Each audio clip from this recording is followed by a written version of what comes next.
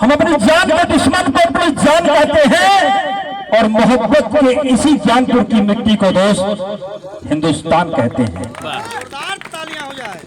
ये जो दीवार का सुराग है यह कोई साजिश का हिस्सा।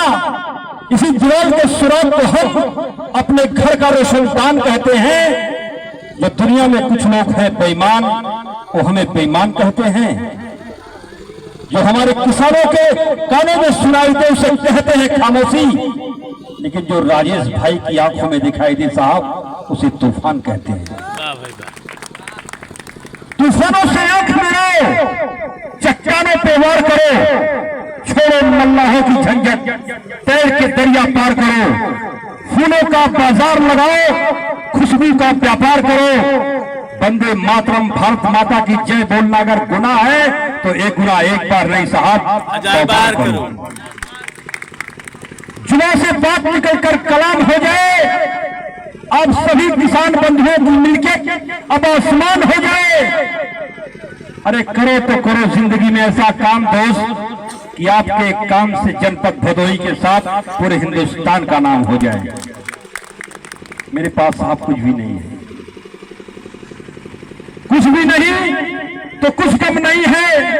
हर एक देवसी बन गई चांदनी है और राजेश भाई आपका साथ है तो मुझे क्या कमी है। अंधेरों से भी मिल रही रोशनी है। क्या बात है साहब, जो बीत गया ना वो दौर ना आएगा। राजेश भाई के साथ जो समय हमारा बीता तो फिर से अब दौर ना आएगा। इस दिल में आप लोगों के सिवा साहब कोई और ना आएगा। घर फूंक दिया हमने, अब राख उठानी है। जिंदगी और कुछ भी नहीं साहब, तेरी मेरी कहानी है।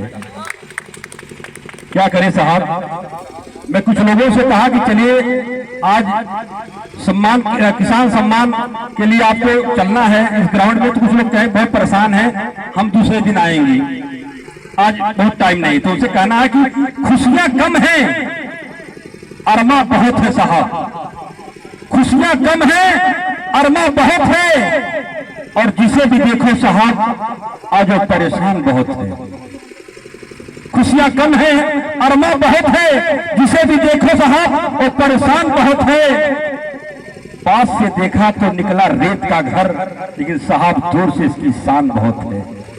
और मुश्किल से मिलते हैं शहर में आदमी, साहब कहने को इंसान बहुत है। मैं साहब आंखों में नहीं, हम दिलों में रहते हैं। हमसे मिलने को लोग अपना नसीब कहते हैं। हम किसी से मोहब्बत करते नहीं साहब, लेकिन जिससे करते हैं ना उसे लोग खुश नसीब कहते हैं।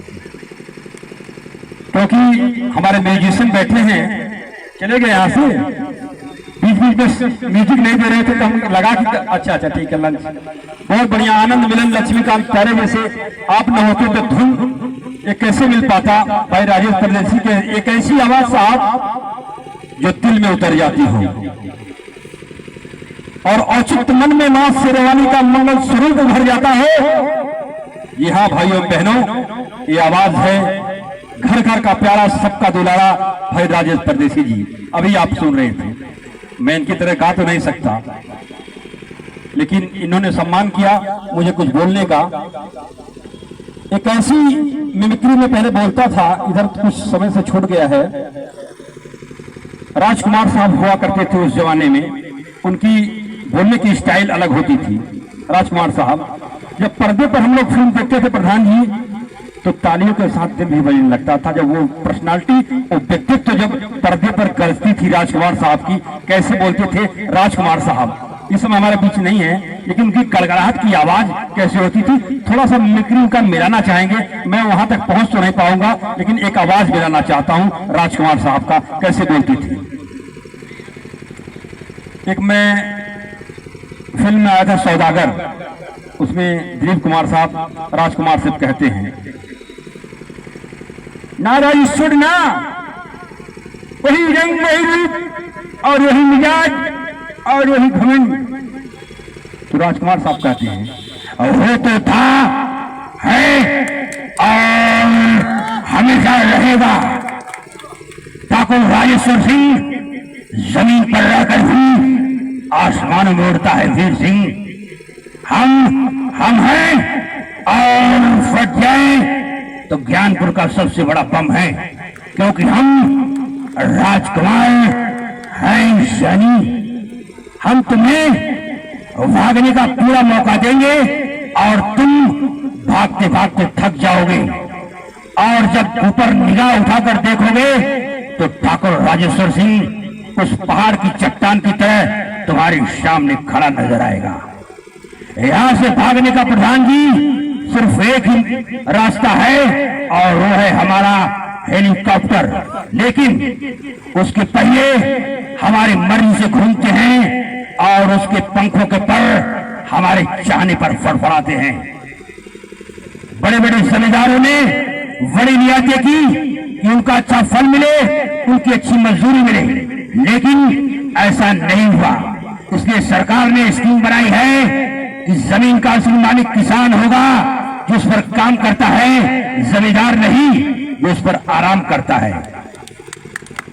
आज इस कागज के फूल को देखकर याद आया, असल में छुप नहीं सकती बनावट के फूलों से कि खुशबू आ नहीं सकती कभी कागज के फूलों से। हिंदुस्तान का खात्मा ये तो सदियों से कोई कर नहीं सका, ये तो ख्वाब ही रही।